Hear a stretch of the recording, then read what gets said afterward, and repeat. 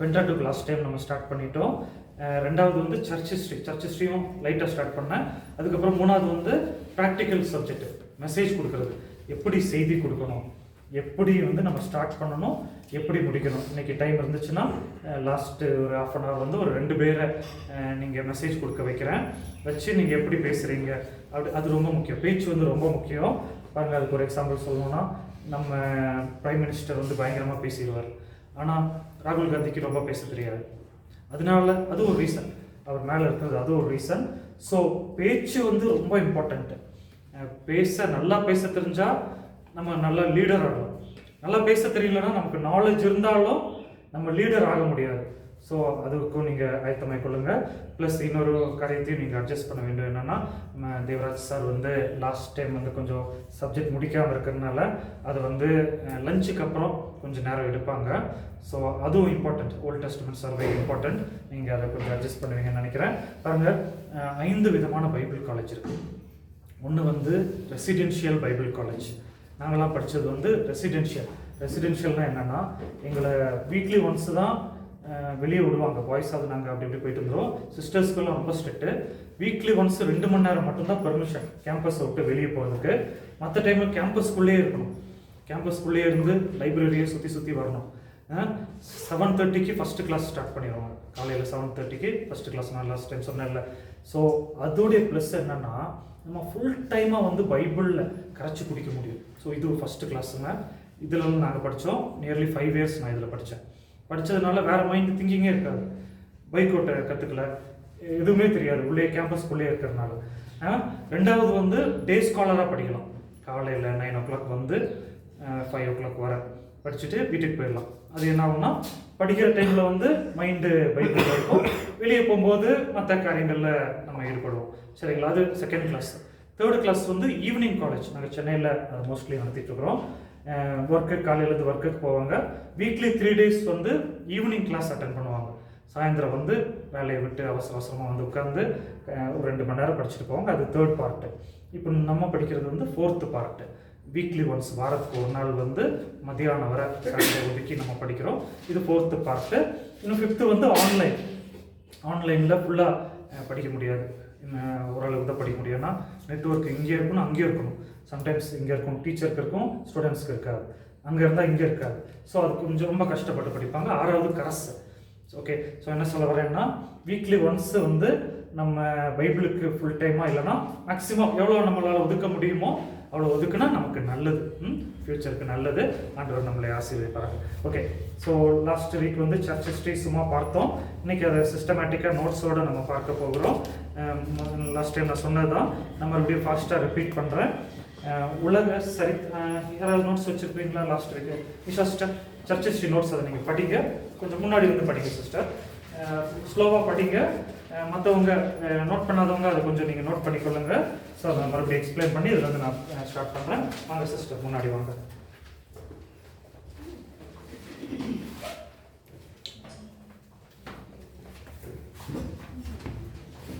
ஸ்லோவாக படிங்க. மற்றவங்க ஒரு ரீகேப் பண்ணிக்கோங்க. எழுதாதவங்க பாயிண்ட்ஸ் எழுதிக்கோங்க. சர்ச் வேர்ல்டு ஹிஸ்ட்ரி வந்து 3 டைப்பாக டிவைட் பண்ணுறாங்க. முதல்ல வந்து பண்டைய காலம், ஃபஸ்ட்டு பழங்காலம். அதில் வந்து இயேசு கிறிஸ்துக்கு முன்பாக 1500 வருடங்கள். அடுத்து ரெண்டாவது வந்து மத்திய காலம். அது வந்து இயேசு கிறிஸ்து பிறந்ததுக்கு அப்புறமா உள்ள 1500 வருடங்கள். மூன்றாவது வந்து நவீன காலம். அதில் வந்து இந்த கண்டுபிடிப்புகள், டெக்னாலஜிஸ்லாம் கண்டுபிடிச்சாங்கல்ல, அதில் ஒரு 100 வருடங்கள் அந்த சைடு அப்படி வருது. அடுத்து சபை சரித்திரம் அப்படின்னு பார்த்தா அது 3 வகைப்படும். முதல் வகை வந்து ஆதி திருச்சபை, ஏர்லி சர்ச் ஹிஸ்ட்ரின்னு சொல்கிறாங்க. அதில் வந்து இயேசு கிறிஸ்து உயிர்த்தெழுதல் முதல் 350 வருடங்கள். ஆதி திருச்சபை ஃபஸ்ட்டு. அதில் வந்து இயேசு கிறிஸ்து உயிர்த்தெழுந்ததுக்கு அப்புறமா முதல் 350 வருடங்கள். அடுத்து ரெண்டாவது வந்து மத்திய திருச்சபை வரலாறு. மத்திய திருச்சபை வரலாறு. அதில் வந்து 350 வருடங்கள் முதல் 1600 வரை. அதாவது அது சிலுவை போர் அதெல்லாம் நடந்துச்சு, சிலுவையில் அரைஞ்சது, அந்த மாதிரி உள்ளதெல்லாம் வந்து இந்த மத்திய திருச்சபை வரலாறுல வரும். மூன்றாவது வந்து கடைசி கால திருச்சபை வரலாறு.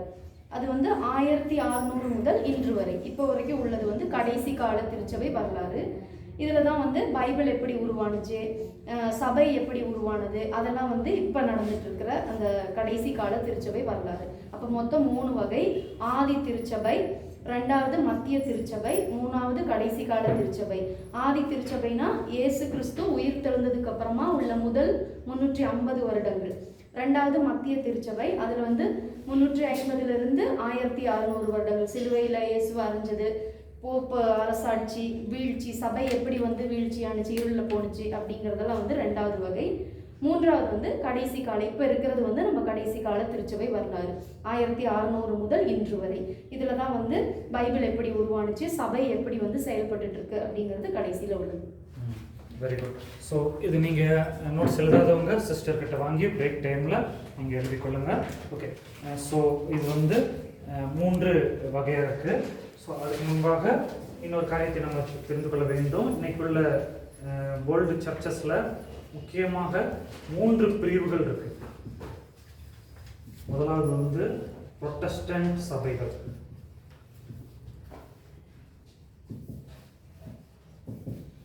புரொட்டஸ்டன்ட்னா சீர்திருத்தல் சபைகள்.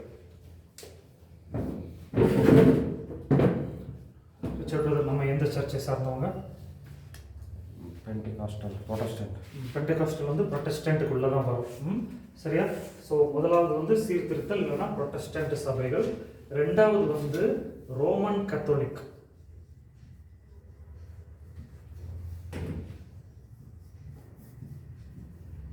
ஆர்சின்னு சொல்லுவாங்கல்ல, ஆர்சி சபைகள் தெரியல, கத்தோலிக்க சபை அப்படின்னு சொல்லுவாங்க. கத்தோலிக் வேர்டோடைய மீனிங் வந்து நான் அப்புறமா சொல்றேன். 3வது வந்து கிரீக் கத்தோலிக். உலகமயம் தானே கத்தோலிக்? கத்தோலிக்னா உலகமயமான அர்த்தம், நான் சொல்றேன். ஓகே. ஸோ கிரீக் கத்தோலிக் கேள்விப்பட்டிருக்கீங்களா? கிரீக் கத்தோலிக் கேள்விப்படலையா? சரி. புரொட்டஸ்டன்ட் நமக்கு தெரியும்ல. புரொட்டஸ்டன்ட் நம்ம சிஎஸ்ஐ, பெண்டெகோஸ்டல் எல்லாமே வந்து புரொட்டஸ்டன்ட்டுக்குள்ள வரும். சரியா? நம்மளாம் புரொட்டஸ்டன்ட். ரோமன் கத்தோலிக் தெரியும்ல, நிறைய ரோமன் கத்தோலிக் இருக்கு. கிரீக் கத்தோலிக் யாராவது கேள்விப்பட்டிருக்கீங்களா? கிரீக் கத்தோலிக் கேள்விப்படல. ஆர்த்தோடாக்ஸ் சர்ச்சஸ் கேள்விப்பட்டிருக்கீங்களா? ஆர்த்தோடாக்ஸ் நம்ம கூடலூர்ல ஒரு சில சர்ச்சஸ் இருக்குல்ல. நம்ம மார்த்தமான் நகர் மைசூர் ரோட்லேருந்து வரும்போது ஒரு பெரிய சர்ச் இருக்குல்ல, அது வந்து ஆர்த்தோடாக்ஸ் சர்ச்சு. அது வந்து கிரீக் கத்தோலிக்கில் வரும். ரோமன் கத்தோலிக் நமக்கு தெரியும்ல, ரோமன் கத்தோலிக் சர்ச் இங்கே எங்கே இருக்குது? நம்ம நர்த்தகி தியேட்டருக்கு போகிற வழியில் ஒரு பெரிய சர்ச் இருக்குது, எல்லாரும் பார்த்துருப்போம்ல. ஸோ அது வந்து ரோமன் கத்தோலிக். ஓகே, பாருங்கள். அப்போ வேர்ல்டில், உலகத்தில் வந்து சபை மொத்தமாக 3 பிரிவாக பிரிக்கப்பட்டுள்ளது. புரொட்டஸ்டன்ட் சபைகள் மோஸ்ட்லி எங்கே இருக்குன்னா அமெரிக்கா ஃபுல்லாகவே புரொட்டஸ்டன்ட் சபைகள் தான். மோஸ்ட்லி அமெரிக்கா வந்து புரொட்டஸ்டன்ட் சபைகள். 2வது வந்து வேறு எங்கே இருக்குன்னா வெஸ்டர்ன் யூரோப்பில் இருக்குது. அதை எழுதிக்கொள்ளுங்க. US, America. WEனா western Europe.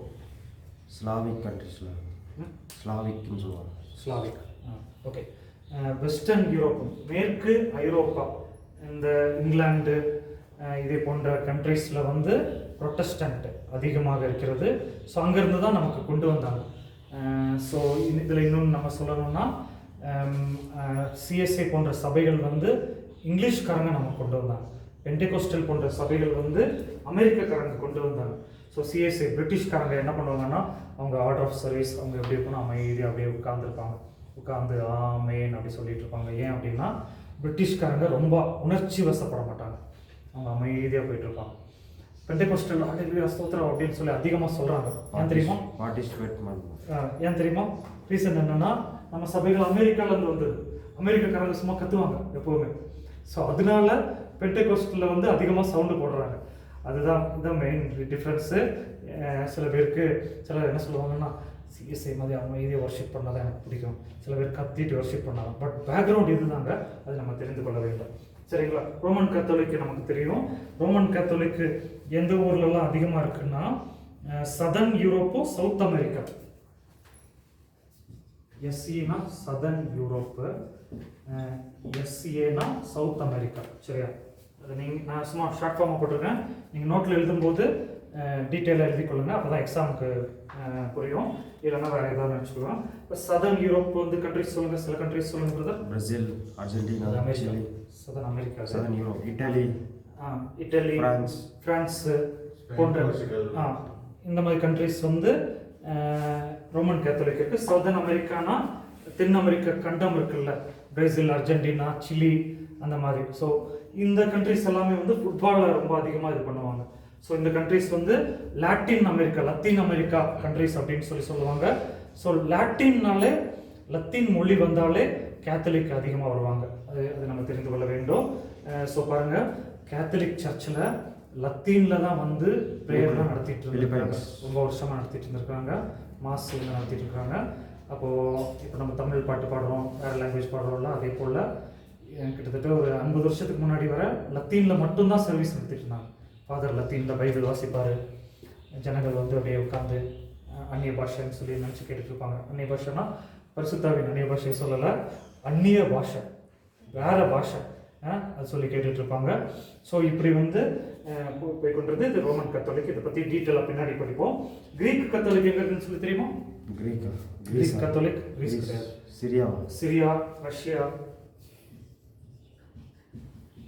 Syria, Russia, Ukraine, இங்கெல்லாம் ரஷ்யானால உக்ரைன் வந்துடும். ஸோ இங்கெல்லாம் வந்து கிரீக்கு கத்தோலிக் வந்து அதிகமாக இருக்குது. East and south east Europe, சரிங்களா? East and south east Europe, இங்கே வந்து கிரீக்கு கத்தோலிக் வந்து இந்த மாதிரி கண்ட்ரீஸில் அதிகமாக இருக்கும். ஸோ இதை நீங்கள் ஜஸ்ட்டு மைண்டில் வச்சுக்கோங்க, பின்னாடி நம்ம டீட்டெயிலாக படிப்போம். சபை, ரோமன் சபை வந்து கத்தோலிக்காக இருந்தது. கத்தோலிக்னா என்ன வார்த்தைனா வேர்ல்டு வைடு அப்படின்னு அர்த்தம். கத்தோலிக்கோடைய மீனிங் வந்து எழுதி கொள்ளுங்க, வேர்ல்டு வைடு, உலகளாவிய, சரியா? கத்தோலிக்க சர்ச்சு, கத்தோலிக்கனா ரோமன் கத்தோலிக்க மாத்திரம் கிடையாது. கேத்தலிக்கோடைய மீனிங் என்னன்னா வேர்ல்டு வைடு அப்படின்னு அர்த்தம். ரோமன் கேத்தலிக்னா ரோமன் சபை வேர்ல்டு வைடாக பரவி இருக்கு அப்படின்னு அர்த்தம். ஸோ சர்ச்சை பற்றி படிக்கும்போது சர்ச்சும் கேத்தலிக் அப்படின்னு சொல்லி ஒரு பாயிண்ட் வரும். அப்படின்னா ரோமன் கேத்தலிக் நீங்கள் நினச்சிடக்கூடாது, உலகளாவிய திருச்சபை, அதை புரிந்து கொள்ள வேண்டும், சரிங்களா? ஸோ பாருங்கள், முதலாவது கேத்தலிக் சர்ச்சு வளர்ந்து வந்தபோது இத்தாலியில், அதில் ரோமில் அதுக்கு வந்து தலைநகரம் இருந்தது. நாட்டுடைய தலைநகரம் வந்து ரோமில் இருந்தது. அந்த தலைநகரத்தை கான்ஸ்டான்டைன் யார்? Emperor correct. கிறிஸ்டியானிட்டியில் அவர் யார்? கிறிஸ்தவத்தை வந்து அரசாங்க மதமாக வந்து ஸ்தாபிச்சார். ஸோ இவர் என்ன பண்ணிட்டாருன்னா தலைநகரத்தை மாற்றிட்டார். தலைநகரத்தை ரோம்ல இருந்து கான்ஸ்டான்டினோப்பிள் அப்படின்னு ஒரு சிட்டிக்கு மாற்றிட்டாரு. என்ன அர்த்தம்னா இது வந்து வெஸ்ட்டு, மேற்கு உலகம், இது வந்து ஈஸ்ட், கிழக்கு உலகம். மேற்குலேருந்து கிழக்குக்கு மாற்றிட்டார். மாற்றின உடனே என்ன ஆயிடுச்சுன்னா அவங்களுக்கும் இவங்களுக்கும் சின்ன சின்ன போட்டி வர ஆரம்பிச்சிருச்சு. மேற்குக்கும் கிழக்குக்கும் போட்டி வர ஆரம்பித்து அதனால என்ன ஆயிடுச்சுன்னா புரொட்டஸ்டன்ட் வருவதற்கு பல 100 ஆண்டுகளுக்கு முன்பாகவே ரோமன் கத்தோலிக் சபை வந்து 2ஆக பிரிந்து விட்டது. ரோமன் கத்தோலிக் என்றும் கிரீக்கு கத்தோலிக் என்றும் 2ஆக பிரிந்து விட்டு அதுக்கப்புறம் இவங்களுக்குள்ள பயங்கர பிரச்சனை ஆயிடுச்சு. இப்பவும் பாருங்க, இவங்களும் கேத்தலிக் கிறிஸ்டின்ஸ் தான், இவங்களும் கேத்தலிக் கிறிஸ்டின்ஸ் தான். ஆனால் இவங்களுக்கும் ஆகவே ஆகாது. அதுக்கு ஒரு இன்னொரு எக்ஸாம்பிள் சொல்லணும்னா, இவங்க போப்பை வந்து இது பண்ணுவாங்க, இவங்க வந்து மார்க் போப்பா அப்படின்னு சொல்லி இருப்பாங்க, அந்த வித்தியாசமாக இருப்பாங்க. அப்புறம் ஆமாம், ரஷ்யாவில் காமிச்சிருக்கீங்களா, சிரியாவிலலாம் இருப்பாங்க. ஸோ இவங்களுக்கும் சண்டை நடக்கும். புத்தினுக்கு வந்து இவங்களை பிடிக்காது, இவங்களை பிடிக்காது. 2 பேரும் ஒரே சர்ச்சு தான். சர்ச்சிலேருந்து பிரிஞ்சவங்க அவங்களுக்குள்ள தான் வேர்ல்டு வாரே வரப்போகுது. எவ்வளோ பெரிய ஆச்சரியம் பாருங்க. ஸோ நம்ம என்ன சொல்ல வரேன்னா, சர்ச்சில் ஒரு ப்ராப்ளம் நடக்கும்போது அது வேர்ல்டில் எதிரொலிக்கும். வேர்ல்டில் ப்ராப்ளம் நடக்கும்போது சர்ச்சில் எதிரொலிச்சிருச்சு. ஸோ சர்ச் ஹிஸ்ட்ரி வந்து சும்மா நம்ம படிச்சுட்டு போக முடியாது, அதில் இவ்வளோ காரியங்கள் இருக்குது. 2 பேரும் அண்ணன் தம்பி தான், ஆனால் அவங்களுக்குள்ள பயங்கரமான சண்டை. அவங்களுக்குள்ள தான் உலக போரே வரப்போகுது, அது புரிந்து கொள்ளுங்க. இவங்களும் சிலுவையில் வணங்கி கிறிஸ்துவை வணங்கிட்டு இருக்கிறாங்க, இவங்களும் வணங்குறாங்க. பட் இவங்களுக்குள்ள தான் பயங்கரமான சண்டை நடக்குது. அதுக்கப்புறம் தான் என்ன ஆயிடுச்சுன்னா சபை வந்து மார்ட்டின் லூத்தரால புரொட்டஸ்டன்ட் என்று பிரிக்கப்பட்டது, சரிங்களா? அதுக்கு முன்னாடியே இது 2ஆக பிரிஞ்சிருச்சு, அரசியல் காரணங்களுக்காக பிரிஞ்சிருச்சு. ஸோ சபையும் அரசியலும் வந்து சில நேரம் ஒன்றாக போகும். அதை நம்ம மறுக்க முடியாது, நம்ம அண்டர்ஸ்டாண்ட் பண்ணிக்கொள்ள வேண்டும். இப்போதைக்கு இதை மாத்திரம் மைண்டில் வைத்துக் கொள்ளுங்க, இது நம்ம டீட்டெயிலாக படிப்போம். ஓகே, 3 முக்கிய சபை பிரிவுகள். முதலாவது பிரிவு என்னங்க? ப்ரொட்டஸ்டன்ட். தமிழில் என்னது? சீர்திருத்தல். நம்மெல்லாம் வந்து அதற்குள்ள இருக்கிறோம். ரெண்டாவது என்னதுங்க? Roman Catholic. ஒரு எக்ஸாம்பிள் சொல்லுங்க. ரோமன் கத்தோலிக் ஒரு எக்ஸாம்பிள். ரோமன் கத்தோலிக்குடைய தலைநகரம் இது ரோம். தலைவர் யாரு? போப். Okay, very good. மூன்றாவது வந்து கிரீக் கேத்தலிக். ஸோ இது எங்கெல்லாம் இருக்கு? சிரியா, ரஷ்யா, இந்த மாதிரி கண்ட்ரீஸ்ல எல்லாம் இருக்கு. இவங்க ஈஸ்டர்ன் கிறிஸ்டின்ஸ். இவங்க வேற நாள் கிறிஸ்மஸ் கொண்டாடுவாங்க. 25ஆம் தேதி கொண்டாட மாட்டாங்க, டிசம்பர் 25, ஜனவரி 7. அதே போல் வேற நாள் கொண்டாடுவாங்க. இவங்க டிஃப்ரெண்ட்டாக கிறிஸ்துவை வழிபடுவாங்க. இதை நம்ம அண்டர்ஸ்டாண்ட் பண்ண வேண்டும். இதில் ஏதாச்சும் டவுட் இருக்கா? இது வந்து ஒரு ஜென்ரல் அவுட்லைனு. இதில் ஏதாச்சும் டவுட்ஸ் இருந்தால் கேளுங்க, இல்லைன்னா அடுத்த பார்ட்டுக்குள்ளே நம்ம கடந்து செல்லலாம். யாருக்காவது எனி டவுட்ஸ்? ஓகே, டவுட் இல்லைன்னா அடுத்தது பாருங்க. சபை முதல் நூற்றாண்டில் சபை முதல் நூற்றாண்டு. ஓகே, முதல் நூற்றாண்டுல சபை எப்படி இருந்துச்சுன்னு சொல்லி அப்போஸ்தல நடவடிக்கைகளை நம்ம படிக்கும்போது நம்ம புரிந்து கொள்ளலாம். ஃபர்ஸ்ட் செஞ்சுரி சர்ச், ஆதி திருச்சபை.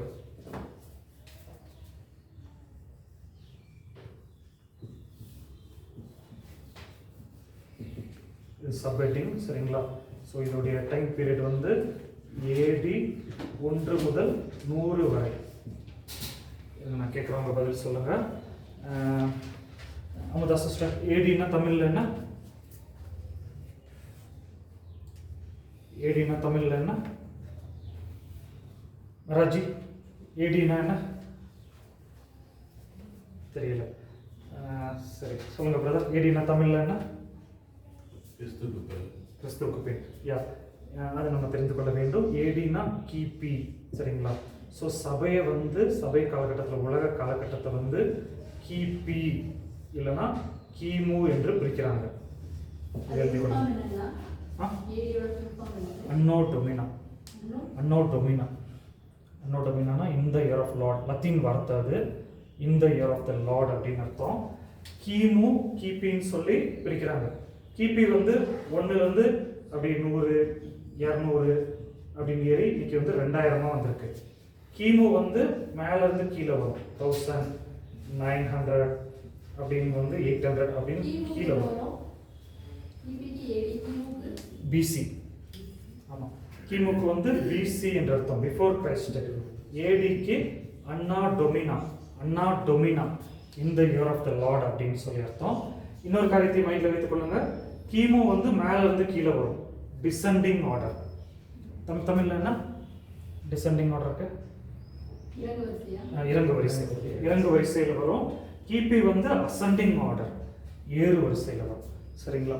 ஏன் சொல்றேன்னா, தாவீது 1000ல் இருப்பாரு, இன்னொருத்தர் வந்து 500ல் இருந்தாருன்னா தாவீது தான் பழைய ஆள்.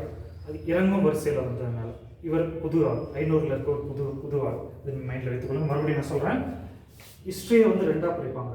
பிசி ஏடி, கிமு கிபி. கிமு வந்து இறங்கிட்டே வரும், கிபி வந்து ஏறிட்டே வரும். பிசினா பிஃபோர் கிரைஸ்ட், ஏடினா அன்னா டொமினா.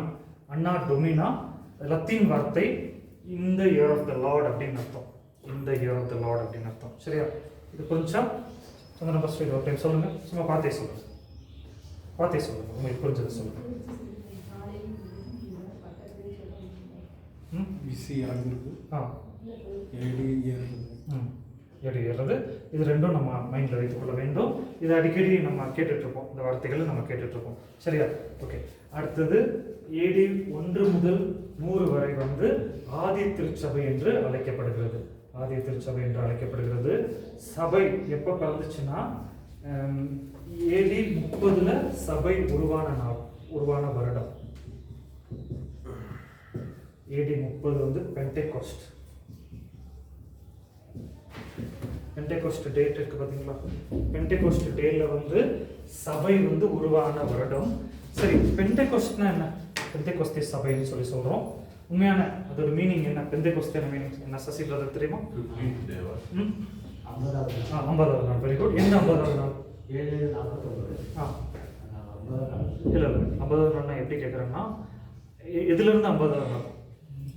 7 முன்னாடி பெரிய பண்டிகை ஒரு பண்டிகையில் 50வது நாள், சரியா? அதை நீங்கள் அண்டர்ஸ்டாண்ட் பண்ண வேண்டும். பெந்தைக்கோஸ்தே வந்து புதிய ஏற்பாட்டில் நம்ம வச்ச பேர் கிடையாது. அந்த பண்டிகையை கொண்டாடிட்டு இருக்கும்போது, பெந்தைக்கோஸ்தே என்பது பழைய ஏற்பாட்டில் ஒரு பண்டிகை. அந்த பண்டிகையை கொண்டாடிட்டு இருக்கும்போது பரிசுத்த ஆவியானவர் வந்ததுனால நம்ம சபைகளுக்கு அந்த பேர் வச்சுட்டாங்க. புரிஞ்சுதா? பரிசுத்த ஆவியானவர் வந்தனால பேர் வைக்கல, அது ஏற்கனவே இருந்த பண்டிகையில் பரிசுத்த ஆவியானவர் வந்துட்டார். ஸோ AD 30 ஆவியானவர் ஊற்றப்பட்டார். எப்போ ஊற்றப்பட்டாருன்னா, பேதுருவின் பிரசங்கத்தை கேட்டு 3000 பேர் ரட்சிக்கப்பட்டாங்க. அதுதான் சபையுடைய முதல் நாள். இந்த வசனத்தை எடுத்து வாசிங்க. அப்போஸ்தல நடவடிக்கைகள் 2ஆம் அதிகாரம், அப்போஸ்தல 2ஆம் அதிகாரம் 41ஆம் வசனம் வாசிங்க. அப்போஸ்தல 2:41. அதுக்கு முன்னாடி 2ஆம் அதிகாரம் 1ஆம் வசனம் வாசிங்க. ஃபர்ஸ்ட் 1ஆம் வசனம் ஃபர்ஸ்ட் வாசிங்க.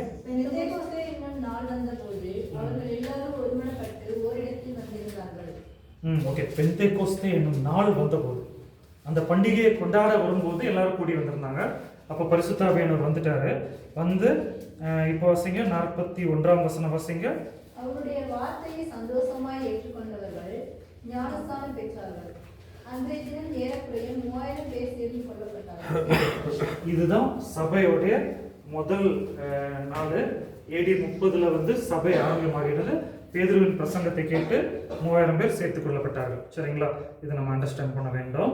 அடுத்தது சபையோடைய அடுத்த முக்கியமான வருடம் எப்போனா AD 31 இல்லைன்னா 32 என்ன நடந்துச்சுன்னா, ஸ்தேவானின் இரத்த சாட்சி. ஸ்தேவான் மரணம் வந்து AD 31 இல்லைன்னா 32 இந்த காலகட்டத்தில் நடந்திருக்கலாம்.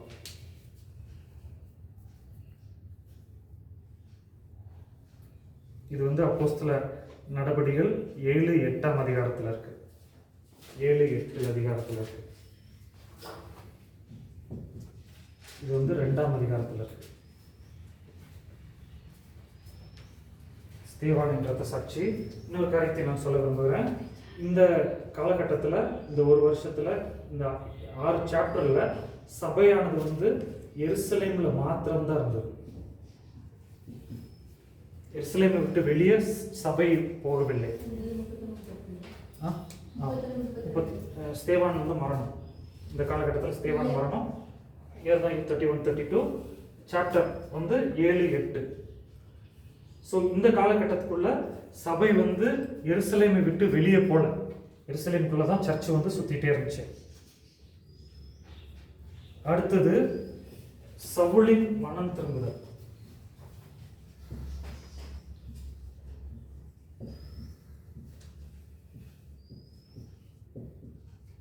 இது சர்ச் ஹிஸ்டரியில் ரொம்ப முக்கியமான இதுங்க.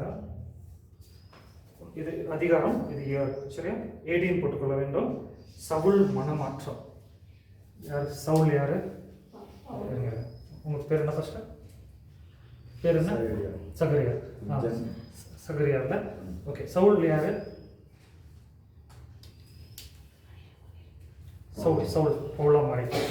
Okay, very good. ஸோ சவுளுடைய மனமாற்றம் வந்து AD 32 நடைபெற்றிருக்கு. இது வந்து ரொம்ப ஒரு முக்கியமான ஒரு நாள். இந்த லைட் போட்டுருங்க. அந்த லைட் ஏரியா தான் நெக்ஸ்ட் டைம் பல்ப். ஓகே, இது வந்து ரொம்ப முக்கியமான இது. அடுத்தது டவுட். நம்ம AD 32 மென்ஷன் பண்ணுறோம். அப்போ இயேசு பிறந்து உயர்ந்ததுக்கு பிறகு நம்ம கவுண்ட் பண்ணுறோம். அது பிறந்ததே கவுண்ட் பண்ணி சொல்கிறோம். ஓகே, நல்ல ஒரு கேள்வி. பாருங்க, இப்போ பிரதர் கேட்டது எந்த அர்த்தத்தில் கேட்டாங்கன்னா, இப்போ ஜீசஸ் பிறந்தது AD BC 1ன்னு சொல்லி நம்ம மைண்டில் வச்சுருக்கிறோம். வச்சு 33 வருடங்கள் அவர் வாழ்ந்திருக்கிறாரு. அப்போ 34 இருந்தானே கவுண்ட் பண்ணோம். அப்படி தானே சொல்கிறீங்க?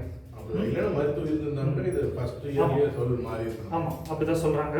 அப்படிதான் பிரதர் கேட்குறாங்க. அதுக்கு என்ன அர்த்தம்னா, இந்த டைம் எல்லாம் கால்குலேட் பண்ணது அப்போவே கால்குலேட் பண்ணல, முதல் நூற்றாண்டிலே கால்குலேட் பண்ணலை.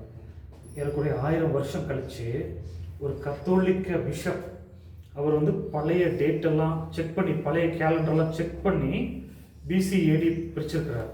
கேத்தலிக் பிஷப் அதை பிரிக்கும் போது என்ன ஆயிடுச்சுன்னா, 4 வருஷம் கொஞ்சம் மிஸ் பண்ணிட்டார். மிஸ் பண்ணால் அதுக்கப்புறம் லேட்டாக கண்டுபிடிச்சிட்டாங்க. மாடர்ன் டெக்னாலஜி வந்தோடனே அதை கண்டுபிடிச்சிட்டாங்க. அதனால ஜீசஸ் மரித்தது AD 13 சொல்லி இப்போ கண்டுபிடிச்சிருக்காங்க. பட் அது ஜென்ரலாக போனதுனால அதை அப்படியே விட்டுட்டாங்க. பைபிள் காலேஜ் ஸ்டூடெண்ட்ஸ் நீங்கள் அதை தெரிஞ்சிருக்கணும். ஓகேவா பிரதர்? அது அப்போ நம்ம AD 30 வந்து ஜீசஸ் மாதிரி வச்சிருக்காரு. அப்போ அந்த 32 வரும்போது மரித்து 2 வருஷம் ஆச்சு. 2வது வருஷத்துல தான் ஆமாம். அவர் அப்போவே தானே சவுலின் மனம் மனம். மாற்றம். ஆமாம். ஏன்னா அவர் வந்து மரித்து ஏன் என்ன திருத்தப்படுத்துறது வந்து அந்த ஸ்பாட்லேயே நடந்திருக்கு. இது நீங்கள் பைபிள் ஸ்டூடெண்ட்ஸ்னால உங்களுக்கு நாங்கள் ஓப்பனாக சொல்லிடுவோம். வெளியே வந்து நார்மலாக AD 33 அப்படின்னு நீங்கள் சொல்லலாம். அது இந்த பிஷப்போடைய மிஸ்கால்குலேஷன். இயர் பிரிக்கும் போது அவர் செஞ்ச மிஸ்கால்குலேஷன். அப்போ நம்ம நினைக்கலாம் என்னடா எப்படி மிஸ் பண்ணிட்டாரு அப்படின்னு. நம்ம அப்பாவோட பர்த்டே நமக்கு கண்டுபிடிக்க கஷ்டம், அம்மாவோட பர்த்டே கண்டுபிடிக்க கஷ்டம். அப்படி கண்டுபிடிச்சாலும் பாட்டி தாத்தா பர்த்டே கண்டுபிடிக்க ரொம்ப கஷ்டம் இல்லை. அப்போ நம்ம கண்ணில் பார்க்குற பாட்டி தாத்தா பர்த்டே கண்டுபிடிக்க கஷ்டம். 2000 வருஷத்துக்கு முன்னாடி தோண்டி இவ்வளோ கண்டுபிடிச்சது பெரிய விஷயம் இல்லை. அப்போ ஒரு 3.5 வருஷம் மிஸ் பண்ணிட்டாரு அந்த பிஷப், கத்தலிக் பிஷப். அதனால பட் பைபிள் காலேஜில் மட்டும்தான் இது சொல்லுவோம், வெளியே சொல்ல மாட்டோம். நீங்களும் அதை மெயின்டைன் பண்ணிக்கொள்ள வேண்டும். ஏன்னா அது வேர்ல்டில் சொன்னதுனால நம்ம அதை மாற்ற வேண்டாம். புரிஞ்சா? எல்லாருக்கும் புரிஞ்சா? ஓகே. 32 வந்து சவுளுடைய மனமாற்றம். அடுத்தது 34ல் 34ல் வந்து பவுல் முதல் முறையாக, சவுல் வந்து முதல் முறையாக எருசலேம் பயணம். இப்படி போட்டால் மேலே இருக்கிறது கீழே அப்படின்னு அர்த்தம். சவுல் ஃபஸ்ட்டாக வந்து எருசலேம் போகிறார். AD 34ல் சவுல் எருசலேம் பயணம் போகிறார். அடுத்தது 35 முதல் 40க்குள்ளாக, 35லிருந்து 40க்குள்ளாக கொர்நேலியோ வந்து ரட்சிக்கப்படுறார்.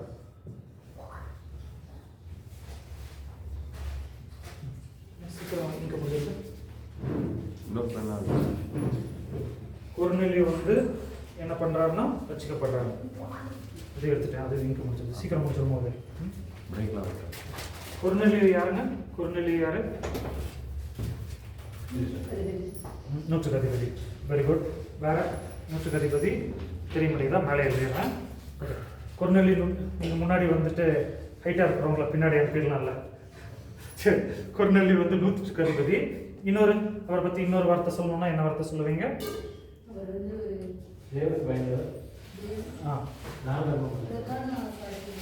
ஓகே, சரி. நீங்கள்லாம் பைபிளுக்குள்ளே இருந்து சொல்கிறீங்க. சர்ச் ஹிஸ்ட்ரி வந்து பைபிளுக்கு வெளியே. பைபிளுக்கு வெளியே அவரை பற்றி என்ன சொல்லுவோம்னா, முதல் கொர்நேலியோ யாருன்னா முதல் ஜென்டைல் கிறிஸ்டியன், முதல் புறஜாதி கிறிஸ்தவர்.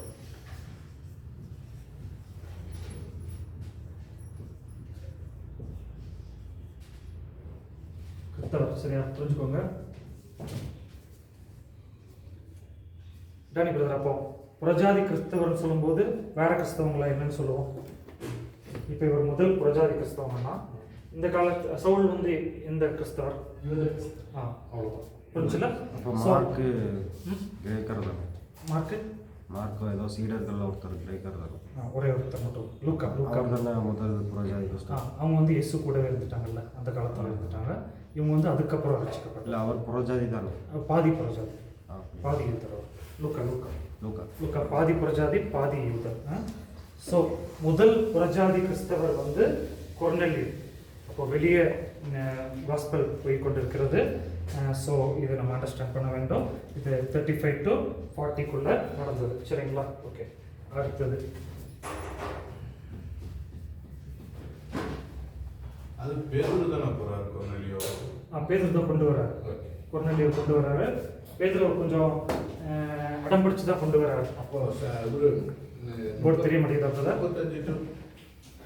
35 to 40 கொர்நேலியோவுக்கு பேதுரு போறாரு. ஆனால் எருசலேமுக்கு இவரு பவுல் 32லயே போறாரு. பவுல் வந்து இந்த மாநாடுக்கு போய் விசிட் பண்றாரு. பவுல் இன்னும் ஊழியத்தை ரொம்ப ஸ்டார்ட் பண்ணல.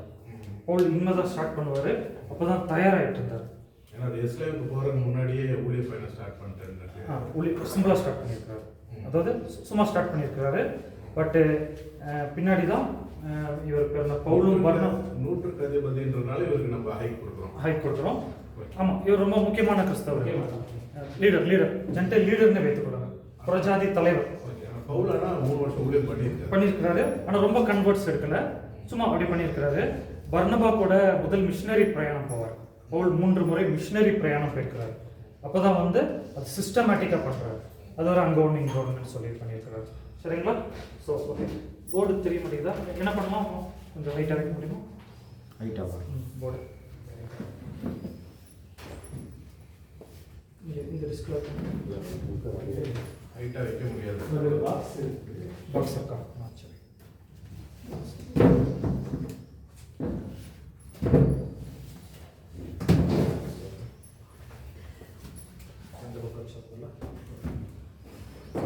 பாக்ஸும் கொண்டு வாங்க, ட்ரை பண்ணுவோம். சரி, ஓகே.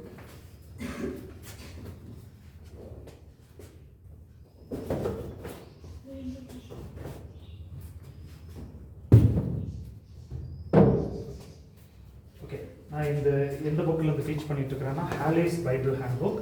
இது ஆன்லைன்லேயும் இருக்குது, நெட்லேயும் இருக்குதுங்க இந்த புக்கு. ஸோ நம்ம பிரிண்ட் போட்டு எடுத்துக்கிட்டால் நல்லது. ஹாலிஸ்ன்னு சொல்லி சர்ச் பண்ணுங்கள். ஒரிஜினல் நீங்கள் எடுத்துக்கணும். எப்போவுமே டூப்ளிகேட்டும் வந்துடும். சரியா? ஸோ ஒரிஜினல் எடுத்துக்கணுங்க. இது அக்யூரேட்டாக, இது ஓரளவுக்கு அக்யூரேட்டாக இது கொடுக்கப்பட்டிருக்கும். ஸோ 35 to 40 வந்து கொர்நேலியு வந்து ரசிக்கப்பட்டார். அடுத்தது வந்து 42 என்ன இருக்குதுன்னா, அந்தியோகியாவில் கிறிஸ்தவர்கள் வந்தார்கள். அந்தியோகியா கிறிஸ்தவர்கள் அப்படின்னு போட்டுக்கொள்ளுங்க. அந்தியோகியா கேள்விப்பட்டிருக்கீங்களா? யாராச்சும் பைபிள் குயிஸ் எல்லாம் யாராவது எழுதியிருக்கீங்களா? அந்தியோகியா கேள்விப்பட்டிருக்கு. பைபிள் அவுட்டு நிறையா தெரியுது, பைபிளுக்குள்ள கொஞ்சம் கம்மியாக தெரியுது. ஓகே, அந்தியோகியா தெரியுமா அமுதா சிஸ்டர்? தெரியுமா? சொல்லுங்க, அந்தியோகியா என்ன? Very good. என்று பேர் வைக்கப்பட்டது முதல்ல. பாருங்க, ஃபர்ஸ்ட் எருசலேம் தான் வந்து ஹெட் குவார்ட்டர்ஸாக இருந்தது கிறிஸ்டியானிட்டிக்கு. அதுக்கப்புறம் எருசலேம்ல இருந்து அந்தியோகியாவுக்கு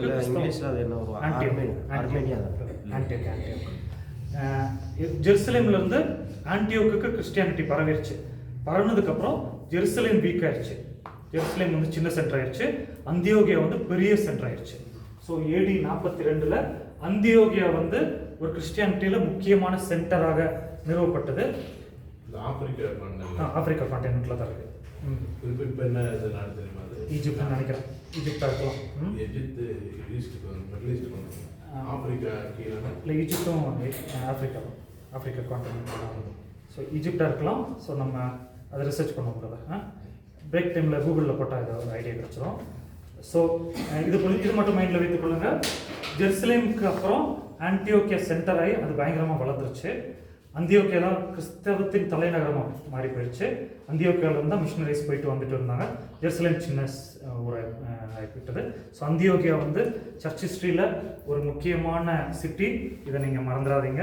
இது வந்து AD 42 ஒரு சிட்டியாக மாறினது. அடுத்தது வந்து பவுல் என்ன பண்ணுறாருன்னா, 2ஆம் விசை வந்து மிஷினரியாக வர்றாரு. இது வந்து அப்போஸ்தலர் 11ஆம் அதிகாரத்தில் இருக்குது அந்தியோக்கியா. அடுத்தது வந்து பவுல் 2ஆம் விசை வந்து எருசலேம் பயணம். 2ஆம் எருசலேம் பயணம். அப்போஸ்தலர் 11 அந்தியோக்கியா 11 அதிகாரத்தில் ஃபுல்லாக இருக்கு. இது வந்து 11:27 முதல் 30 வரை பவுலுடைய 2ஆம் எருசலேம் பயணம். இப்போ பவுல் ஒரு நார்மல் லீடராக தான் இருந்திருக்கிறார் இந்த காலத்தில். இன்னும் பெரிய லீடர் ஆகலை. இப்போல்லாம் நார்மல் லீடராக தான் இருந்திருக்கிறாரு. பீட்டர், பேதுரு, யோவான்லாம் பெரிய லீடராக இருந்திருக்கிறாங்க. பவுல் வந்து ஒரு சின்ன நார்மல் பாஸ்டர், ஒரு சர்ச் பாஸ்டர் அப்படின்னு தான் இருந்திருக்கிறாரு. பவுல் வந்து எருசலேம் போயிருக்கிறாரு. அடுத்தது வந்து பவுலுடைய முதல் மிஷினரி பிரயாணம். 42 பவுல் வந்து இரண்டாம் பயணம் எங்கே வந்தது? 2ஆம் விசை எருசலேம் விசிட் பண்ணியிருக்கிறார் பவுல். அது படிச்சா தெரிஞ்சிடும். எடுத்தவங்க படிங்க. 11ஆம் அதிகாரம் 27 முதல் 30 வரை படிங்க. 11ஆம் அதிகாரம். நாட்களிலே எருசலேமில் இருந்து சில தீர்க்கதரிசிகள் அந்தியோகியாவுக்கு வந்தார்கள். அவர்களில் ஒருவனாகிய அகபு என்பவன் எழுந்து உலகமெங்கும் கொடிய பஞ்சம் உண்டாகும் என்று ஆவியானவராலே அறிவித்தான். அது அப்படியே கிளவுதியூராயனுடைய நாட்களிலே உண்டாயிற்று. அப்பொழுது சீஷரில் அவரவர் தங்கள் தங்கள் திராணிக்கு தக்கதாக யூதேயாவில் குடியிருக்கிற சகோதரருக்கு உதவியாக பணம் சேகரித்து அனுப்ப வேண்டும் என்று தீர்மானம் பண்ணினார்கள். வாசிங்க. அப்படியே அவர்கள் சேகரித்து பர்னபா, சவுல் என்பவர்களுடைய கையிலே கொடுத்து மூப்பரிடத்திற்கு அனுப்பினார்கள். புரிஞ்சாங்க. எருசலேமில் ரொம்ப பஞ்சம் வந்துருச்சு. ஸோ பவுலையும் பர்னபாவையும், அதுக்கு முன்னாடி சவுல் பர்னபாவை எதற்கு யூஸ் பண்ணியிருக்காங்கன்னா, பணம் கலெக்ட் பண்ணி கொண்டு போய் கொடுத்துட்டு வா அப்படின்னு சொல்லி. ஓப்பனாக சொல்லணும்னா இப்போ வந்து ரிச்சர்ட் பிரதர் அந்த ஒர்க் அதை பண்ணிட்டு இருக்கிறாரு. ரிச்சர்ட் பிரதர் இன்னும் பெரிய பாஸ்டர் ஆகலை, ஆனால் இப்போ வந்து இந்த அம்பாசிடர் அது பேர். இன்னொரு அப்போ பவுல் வந்து ஆரம்பத்தில் அம்பாசிடர் இருந்திருக்காரு. இன்னொரு ஆச்சரியம் என்னன்னா கூட, ஃபஸ்ட் டைம் பவுல் எருசலேம் போகும்போது சீஷர்களை அவர் சேர்த்து கொள்ளலை. அதை நம்ம படிச்சிருக்கோம் தெரியுமா? நிறைய கேள்வி கேட்பாங்க, யாரு நீங்கள் அப்படின்னு சொல்லி சந்தேகப்பட்டாங்க. அப்போ தான் வந்து பர்னபா கை கொடுத்து சேர்த்து வைக்கிறாரு. அதையும் படிச்சிடலாமா? சரி, அதையும் படிச்சிடலாம், அவ்வளோ கிளியர் வரும். பவுல்ஸ் ஃபஸ்ட்டு ஜெருசலேம் வந்து பர்னபா வந்து வலது கை கொடுத்து இது பண்ணுவாருன்னு ஒரு வசனம் இருக்கும் பாருங்க.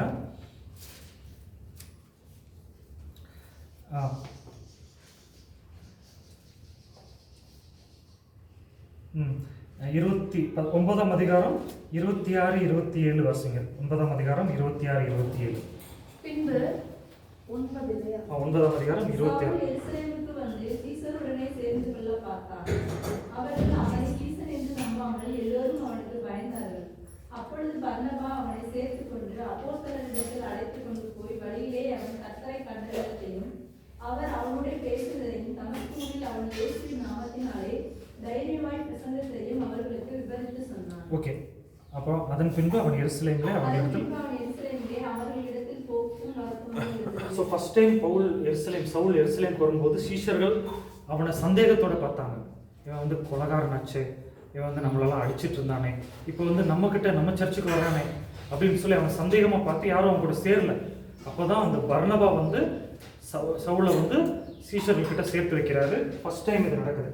செகண்ட் டைம் எருசலேமுக்கு வரும்போது சவுல்கிட்ட மணி கொடுத்து அனுப்புகிறாங்க. அங்கே பஞ்சமாக இருக்கிறதுனால மணி கலெக்ட் பண்ணி இவர்கிட்ட கொடுத்து அனுப்புகிறாங்க. அதை போய் கொண்டு போய் கொடுக்குறாங்க. இதில் இன்னொரு காரியத்தை சொல்ல போகிறேன். பிற்பாடு இவங்கெல்லாம் பெரிய ஊழியக்காரர்களாக மாறிட்டாங்க. பவுல் பர்னபாலாம் சீனியர் பாஸ்டர்ஸாக மாறிட்டாங்க. ஆனால் ஆரம்பத்தில் இவங்க செஞ்ச ஊழியம் என்ன? மணி கலெக்ட் பண்ணி கொண்டு போய் கொடுக்குறது. இது தர்ம ஊழியம் சொல்லுவாங்க. ஸோ எனக்கும் ஒரு சாட்சி இருக்குங்க. நான் இப்போ பைபிள் காலேஜில் நியர்லி ஒரு 5 காலேஜ்க்கு இன்சார்ஜாக இருக்கிறேன். மினிமம் 5 காலேஜ்க்கு, அவுட் சைட் சேர்த்தா 10 காலேஜ்க்கு இன்சார்ஜாக இருக்கிறேங்க.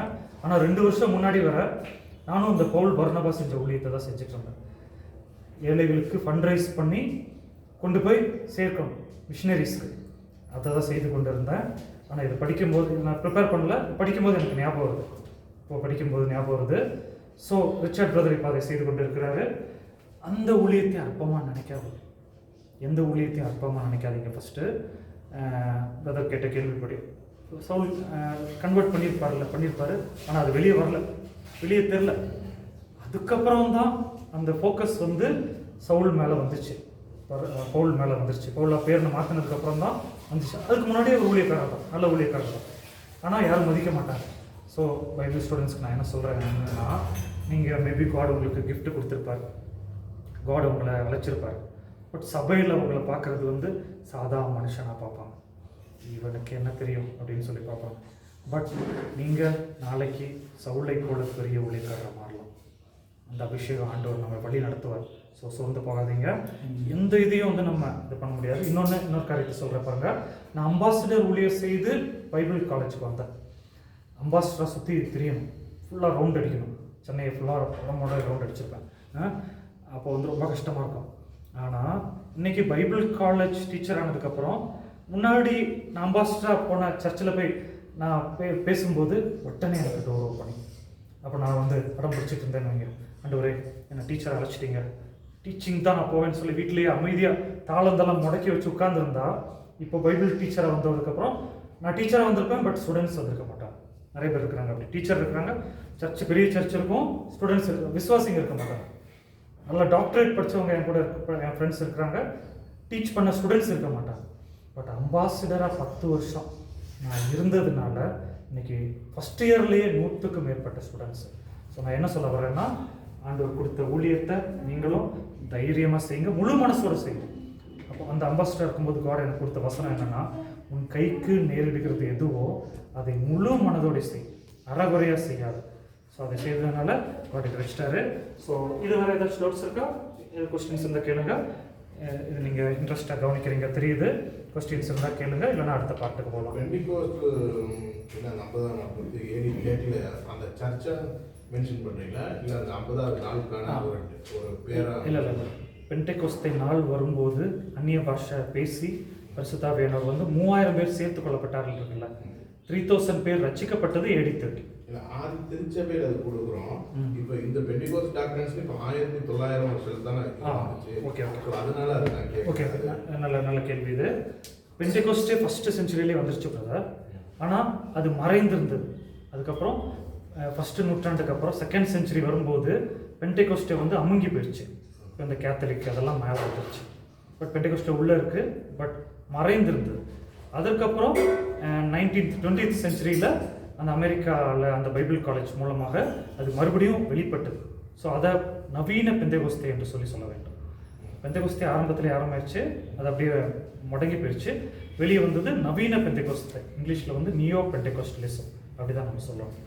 அப்புறம் பவுல் இவங்க பண்ண அந்த ஊழியத்துக்கு வந்து பெண்டிகோஸ்ட் சொன்னாங்க. கண்டிப்பாக இப்போ அதுதான் அது கரெக்டாக இப்போ அதான் பெண்டெகோஸ்டலோட ஸ்டார்டிங் அதான். இப்போ பண்ணுறது வந்துட்டு நவீன பயன்படுத்தியிருக்கேன். பட் அதில் நிறைய ஃபஸ்ட்டு இவங்க சொன்ன ப்ரீச்சிங்க்கு இப்போ பண்ண ப்ரீச்சிங் நிறைய முறைகள் பண்ணுவாங்க. நிறைய முறைகளில் ஆரம்பத்தில் நல்லா தான் இருந்துச்சு. அடுத்த ஜென்ரேஷன் வரும்போது இப்போ அமெரிக்கா பைபிள் காலேஜில் கரெக்டாக அதை கொண்டு போனாங்க. அடுத்த ஜென்ரேஷன் வரும்போது கொஞ்சம் முரண்பட்டிருக்கு.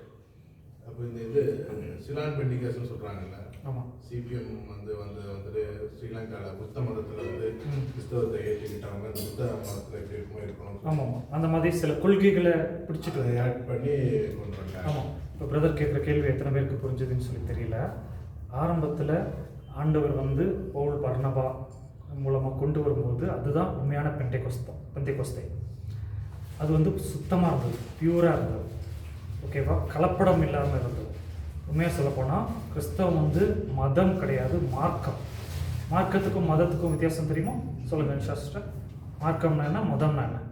மதம்னா ட்ரெடிஷனை ஃபாலோ பண்ணி ஏதாவது ரூல்ஸ் எல்லாம் ஃபாலோ பண்ணுவாங்க. மார்க்கம்ன்றது அப்படியே இருக்கிறது. மார்க்கம்னா என்னென்னா நம்ம எப்படி இருக்கிறோமோ அப்படியே நம்ம இருக்கலாம், நம்ம இருதயத்தை மாத்திரம் ஆண்டவர்கிட்ட கொடுக்குறது. ஃபார் எக்ஸாம்பிள், நான் தமிழில் எனக்கு போய் ஜான் ஸ்டான்லின்னு பேர் வச்சுட்டாங்க. ஜான் ஸ்டான்லி வந்து இங்கிலீஷ் பேர், அது எனக்கு தெரியல, வச்சுட்டாங்க. ரெக்கார்ட் அடிச்சு நீ மாற்ற முடியாது. என் பையனுக்கும் வைக்க வேண்டியது ஆகி போச்சு, சூழ்நிலை ஆகிப்போச்சு, பிடிக்கல ஆனாலும் வச்சுட்டோம்.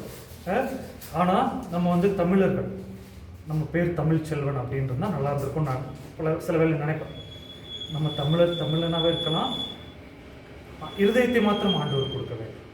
சரியா? ஸோ இன்னொன்று, சென்னையிலலாம் கோட் ஷூட் போட்டுலாம் நிறைய பேர் சர்ச்சுக்கு போயிட்டு அப்படி உட்காந்து தான் மதிக்கிறாங்க. சூட்லலாம் போய் கோட் ஷூட் போட்டு வெந்துட்டு இருக்க வேண்டியிருக்கு. அது அவங்களுடைய கல்ச்சர், பிரிட்டிஷ் கல்ச்சர். காட் அதை ஃபாலோ பண்ணணும்னு சொல்லலை. நீ எப்படி இருக்கிறியோ, நீ தமிழனாக இருக்கிறியா, நீ தமிழனாக இருக்கணும். இன்னொரு காரியத்தை சொல்கிறேன் பாருங்கள். கிராஸ் கல்ச்சுரல் மினிஸ்ட்ரிஸு நம்ம பின்னாடி பிரதர்ஸ்லாம் பண்ணுறீங்க. ஸோ நீங்கள் ரொம்ப கேர்ஃபுல்லாக இருக்கணும். எப்படின்னா, நம்மளை வந்து பிரிட்டிஷ் கொஞ்சம் மாற்றிட்டாங்க பிரதர். அவங்க கல்ச்சரை புகுத்திட்டாங்க பாதிக்கு மேலே. நம்ம வந்து இவங்க கல்ச்சரை மிஸ் பண்ணக்கூடாது. அவங்க கல்ச்சர் அப்படியே இருக்கணும், ஆனால் ஜீசஸை கொடுக்கணும். கல்ச்சரில் ஜீசஸை கொடுக்கணும். நம்ம கல்ச்சரை கொண்டு போய் திணிக்கக்கூடாது. அதுக்கு நாங்கள் மிஷினரிஸாக நாங்கள் ஊழியம் செஞ்சோம் 1 இயருக்கு மேலே. அப்புறம் வருஷம் போயிட்டுருவேன். அப்போ என்ன பண்ணுவாங்கன்னா, அவங்க வந்து டான்ஸ் ஆடி இது பண்ணுவாங்க, ஆட்டம் பாடி இது பண்ணுவாங்க. கல்யாணத்துலலாம் வந்து தண்ணி அடிச்சுட்டு டான்ஸ் ஆடிட்டு போவாங்க. அது அவங்களோட கல்ச்சர் நார்த் இந்தியாவில். ரசிக்கப்பட்ட பிற்பாடு நாங்கள் என்ன பண்ணிட்டோம்னா, அந்த தண்ணியை பதிலாக இந்த தண்ணியை கொடுத்துட்டோம். இந்த தண்ணியை குடிச்சிட்டு அவங்க டான்ஸ் ஆடிட்டு போவாங்க, ட்ரிங்கிங் வாட்டர். அந்த தண்ணிக்கு பதிலாக இந்த தண்ணி. ஏன்னா இந்த தண்ணி கொடுக்கலன்னு வைங்க, கல்ச்சரை எடுத்துட்டோன்னு அர்த்தம். ஏன்னா அவங்க கல்ச்சர் வந்து டான்ஸு. கல்ச்சரை நம்ம மாற்றக்கூடாது, ஆனால் ஜீசஸை கொண்டு வரணும். இது ரொம்ப கேர்ஃபுல்லாக கொண்டு போகணும். இந்த பக்கம் சாஞ்சாலும் அடிபட்டுரும், இந்த பக்கம் சாஞ்சாலும் அடிபட்டுரும். பட் பிரிட்டிஷ் என்ன பண்ணிட்டாங்கன்னா, நம்மக்கிட்ட வந்து அவங்களுடைய இன்ஸ்ட்ருமெண்ட்ஸ், கீபோர்டுலாம் யாரோடைய இன்ஸ்ட்ருமெண்ட்ஸு, கீபோர்டு அதெல்லாம் அவங்களுடைய இன்ஸ்ட்ருமெண்ட்ஸு. நம்மளுடைய இன்ஸ்ட்ருமெண்ட்ஸ்லாம் அந்த கொட்டு தபலெல்லாம் நம்மளுடைய இன்ஸ்ட்ருமெண்ட்ஸு. அதை வச்சு சங்கீதம் பாடிட்டு இருந்திருக்காங்க முன்னாடி கிறிஸ்தவங்க. பிரிட்டிஷ் வந்து இதெல்லாம் நல்லா இல்லைன்னு சொல்லி இதை தூக்கி போட்டு ரீப்ளேஸ் பண்ணிட்டாங்க கீபோர்டு அப்படி இப்படின்னு சொல்லி நிறைய பண்ணிட்டாங்க. பிரதர் கேட்ட கேள்வி வந்து முக்கியமான கேள்வி, அது நம்ம அது படிக்கும்போது டீட்டெயிலாக படிப்போம் பிரதர். பட் ஆரம்பத்தில் வந்து கிறிஸ்டியானிட்டி ஒரிஜினலாக இருந்தது, பியூராக இருந்தது. பவுல் பர்னபாலாம் என்ன ப்ரீச் பண்ணாங்கன்னா, நீ எப்படி இருக்கிறியோ அப்படியே இருப்பான், நீ பேரெல்லாம் மாற்ற வேண்டாம், ஆனால் உன் இருதயத்தை ஆண்டவர்கிட்ட கொடு. கிறிஸ்தவம் வந்து மதம் கிடையாது, மார்க்கம். மதம்னா என்னென்னா மதம் மாறணும், அப்படியே மாறணும். மார்க்கம்னா என்னென்னா நம்ம இருக்கிறது மாதிரி இருக்கலாம், நம்ம நல்ல பிள்ளையாக மாறிடலாம். கொள்கை உள்ள ஏற்றுக்கிறது நல்ல பிள்ளையாக இருக்கணும். ஆனால் நம்ம முன்னாடி தண்ணி அடிச்சுட்டு இருந்தால் இப்போ தண்ணி அடிப்போம், அது சொல்லலை. நம்ம பேரெல்லாம் மாற்ற தேவையில்லை, நம்ம கல்ச்சரை மாற்ற தேவையில்லை, நம்ம இருக்கிற மாதிரியே இருக்கலாம். உள்ளத்தை ஆண்டவர்கிட்ட கொடுக்க வேண்டும், அது மாத்திரம்தான் மார்க்கம். ஸோ இது ரொம்ப முக்கியமான இது. ஓகே, அடுத்தது டீ ரெடி ஆகிட்டு இருக்கு. பட் ஒரு 3 பாயிண்ட் படிச்சுட்டு டீ குடிக்க போயிடலாம்.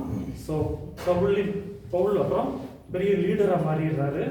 அப்போ கிட்டத்தட்ட 32லேருந்து 44 வர 12 வருஷமாக சவுல் வந்து அம்பாசிடராக இருந்திருக்கிறாரு. அம்பாசிடர்னா என்னென்னா பணம் கலெக்ட் பண்ணி கொண்டு போய் கொடுக்குறது. இன்னும் பெரிய ஊழியக்காரர் வரல. இப்போல்லாம் பெரிய பெரிய பாஸ்டர்ஸ் இருக்கிறாங்க, பீட்டர், பேதுரு, யோவான்லாம் பெரிய பாஸ்டர்ஸ். சவுல் வந்து அவங்களுக்கு மேபி சல்யூட் அடிச்சிருப்பாருன்னு நினைக்கிறேன், இல்லை நான் அவங்களுக்கு கீழே இருந்திருப்பாருன்னு நினைக்கிறேன். அடுத்தது பாருங்கள், சவுளுடைய முதல் மிஷினரி பிரயாணம் 45லேருந்து 48க்குள்ளே நடக்கும்.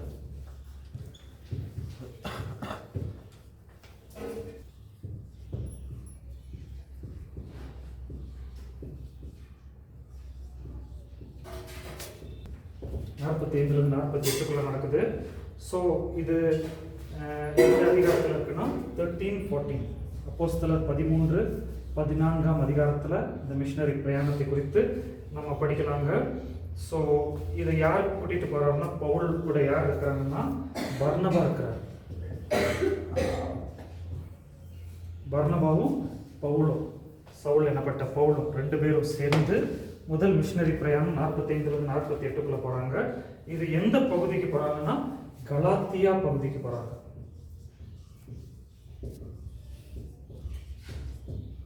கலாத்தியா பகுதிக்கு போகிறாங்க மிஷினரி பிரயாணம். இதில் இன்னொரு பாயிண்ட்டு சொல்ல விரும்புகிறேன். இப்போ ஒரு சிலர் சொல்கிறாங்க, இப்போ உள்ள மக்கள்லாம் படிச்சுட்டாங்க, விழிப்புணர்வு அடைஞ்சிட்டாங்க, ஸோ சுவிசேஷம் சொல்ல முடியல அப்படின்னு சொல்லி நம்ம நினச்சிட்டு வந்திருக்கோம். ஆனால் நம்மளை விட அந்த காலத்தில் இந்த கலாத்தியா கிரேக்க பகுதி, ரிச்சர்ட், இதெல்லாம் கிரேக்க பகுதி, அங்கெல்லாம் ஞானிகள் பயங்கரமாக இருக்கிறாங்க. இப்போ கேட்குறத விட பல மடங்கு கேள்வி கேட்குறவங்க அப்போ இருந்திருக்கிறாங்க. ஆனாலும் பவுல் பயங்கரமாக ஊழியம் செஞ்சு சபைகளை ஸ்தாபிச்சிருக்கிறார். ஸோ ஊழியத்துக்கு எக்ஸ்கியூஸ் நம்ம சொல்ல முடியாது. புரிஞ்சுதா? ஸோ காட் வந்து இதை நிறைவேற்றி வர்றார். ஃபஸ்ட்டு மிஷினரி பிரயாணம் வந்து பர்னபா கூட்டிகிட்டு போகிறார். இந்த சாப்டரு கலாத்திய பகுதியில் போகிறார். அடுத்தது 2ஆம் மிஷினரி பிரயாணம் வந்து கிரீஸ் பகுதிக்கு போகிறாரு.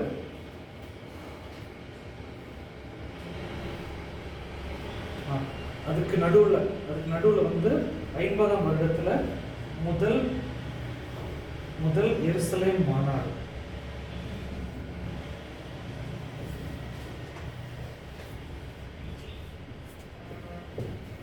முதல் எருசலேம் மாநாடு சீக்கிரமாக இங்கே தீர்ந்துருதோ? முதல் எருசலேம் மாநாடு நடக்குது. இது அப்போஸ்தலர் 15ஆம் அதிகாரத்தில் நடக்குது. முதல் மிஷினரி பிரயாணம் முடித்து வந்த பிற்பாடு அப்போஸ்தலர் 15ஆம் அதிகாரத்தில் முதல் எருசலேம் மாநாடு, சபை மாநாடு, முதல் சபை மாநாடுன்னு கூட சொல்லலாம். முதல் சபை மாநாடு நடக்குது. இது அப்போஸ்தலர் 15ஆம் அதிகாரத்தில் நடக்குது. இப்போ இதில் தலைவர் யாருன்னா, யார் தலைமையில் நடக்குதுன்னா சொல்லுங்க பார்ப்போம். யாக்கோபு தான் இதில் லீடர். யாக்கோபு ஜீசஸோடைய பிரதர்.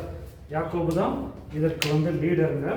ஸோ இதில் முக்கியமான பாஸ்டர்ஸ், சீஃப் பாஸ்டர்ஸ் யாருன்னா பேதுரு, யோவான்.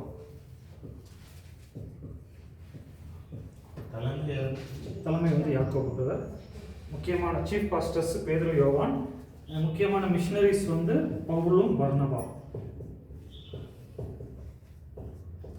பவுல், பர்னபா வந்து முக்கியமான மிஷினரிஸ். ஸோ இதில் முதல் கிறிஸ்தவ மாநாடு. இதில் என்ன டிஸ்கஸ் பண்ணாங்கன்னா, இதுக்கு முன்னாடி இதில் என்ன சர்ச்சை உண்டாச்சுன்னா, கிறிஸ்தவர் ஆகணும்னா முதல்ல விருத்த சேதனம் செய்து யூதனா நீ மாற வேண்டும். நீ புறஜாதியிலிருந்து நீ கிறிஸ்தவராய் வரணும்னா நீ விருத்த சேதனம் பண்ணி சுன்னத் பண்ணிட்டு யூதனா மாறணும், அதுக்கப்புறம் தான் கிறிஸ்தவனா மாற முடியும், டைரக்டாக வர முடியாது அப்படின்னு சொல்லி சிலர் சர்ச்சில் போய் ப்ரீச் பண்ணிட்டாங்க. புரிஞ்சதா? ஸோ இதை வந்து பவுல் பர்னபா வந்து எதிர்த்து நின்னாங்க, அவங்களுக்கு எதிர்த்து நின்னனால இதை வந்து ஒரு டிஸ்கஸ் பண்ணணும், ஒரு மாநாடு கூட்டி டிஸ்கஸ் பண்ணி கிளியர் பண்ணணும்னு சொல்லி எருசலேமுக்கு வந்து மாநாடு நடத்தினாங்க. லீடர் வந்து யாக்கோபு, சீஃப் பாஸ்டர்ஸ் வந்து பேதுரு, யோவானு, மிஷினரிஸ்.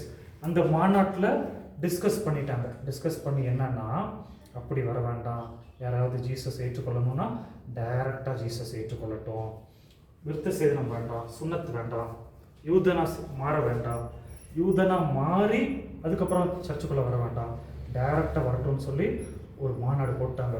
ரொம்ப நல்லதாக போச்சு. இல்லைன்னா நமக்கும் என்ன பண்ணியிருக்கணும்னா, நம்மளும் வந்து சுன்னத் பண்ணிட்டு தான் சர்ச்சுக்குள்ளே வரணும்னு வச்சுருந்துருப்பாங்க, முஸ்லீம்ஸ் பண்ணுற மாதிரி. அதனால பாதி பேர் துணியை கடை ஓட்டி போயிருப்போம், சர்ச்சு க்ரோத் ஆயிருக்காது. பாருங்க, ஒரு மிஸ் அண்டர்ஸ்டாண்டிங் எங்கே கொண்டு போய் நிறுத்தும் பார்த்தீங்களா? ஜீசஸ் அப்படி சொல்லவே இல்லை, நீ விருத்த சேதனம் பண்ணிட்டு தான் சர்ச்சுக்குள்ளே வரணும்னு சொல்லவே இல்லை. இவங்க சில அரகுர டீச்சர்ஸ் என்ன பண்ணிட்டாங்கன்னா, அதை ப்ரீச் பண்ண ஆரம்பிச்சிட்டாங்க, சர்ச்சில் ப்ரீச் பண்ணி சில பேரை இடரல் பண்ணிட்டாங்க. அதுக்கப்புறம் இதை தெளிவுபடுத்தி இதை கிளியர் பண்ணனால ஒரு கிளியரான அண்டர்ஸ்டாண்டிங் வந்துச்சு. ஸோ இதே மாதிரி இன்றைக்கும் சர்ச்சஸில் இருக்குங்க. ஜீசஸ் சொல்லாத காரியங்களை சிலர் ஃபோக்கஸ் பண்ணி செய்து கொண்டிருக்காங்க. அதுக்கு ஒரு எக்ஸாம்பிள் நான் சொல்கிறேன் பாருங்க. இந்த முக்காடு பற்றி சென்னையில் ஒரு கிளாஸில் டிஸ்கஸ் பண்ணேன். நீங்கள் என்ன நினைக்கிறீங்க? முக்காடு கம்பல்சரியா?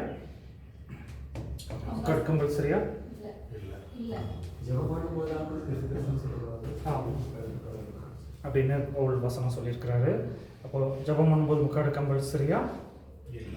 இல்லையா? அப்போ அந்த வசனத்துக்கு என்ன சொல்லுவீங்க? பவுல் அப்படி வசனம் சொல்லியிருக்காருல்ல, ஜபம் பண்ணும்போது தீர்க்க தரிசனம் சொல்லும்போது நீங்கள் முக்காடு இட்டுக்கொள்ள வேண்டும் அப்படின்னு கடவுள் அப்படின்னு சொல்லியிருக்காரு. முக்காடு மண்டையில இருந்து நீங்கணும், அப்போதானே வெளிச்சம் கிடைக்கணும்னு எழுதியிருக்காரு. மோசை போட்ட முக்காடை தான் போட்டிருக்காங்க. அந்த முக்காடு வெளியே வந்தாலும் கண்ணீர் திறக்கப்படணும். சரி, ஓகே. டீ பிரேக்ல நீங்க டிஸ்கஸ் பண்ணுங்க. பாருங்க, பைபிள் காலேஜ் வந்து டீச்சர் சொல்றதை விட நம்ம டிஸ்கஸ் பண்ணி தான் நிறைய காரியங்கள் கண்டுபிடிப்போம். ஸோ டீ குடிச்சுட்டே டிஸ்கஸ் பண்ணுங்க. சந்திரன் ஃபர்ஸ்ட் நீங்க என்ன சொல்றீங்க? முக்காடு கம்பல்சரியா கம்பல்சரி இல்லையா? அவங்களுடைய விருப்பம். ஓகே, டீ சாப்பிட்டு டிஸ்கஸ் பண்ணுங்க. அதுக்கப்புறம் நம்ம ஒரு கன்க்ளூஷன் கொண்டு வரலாம். சூப்பரான ஆன்சர்.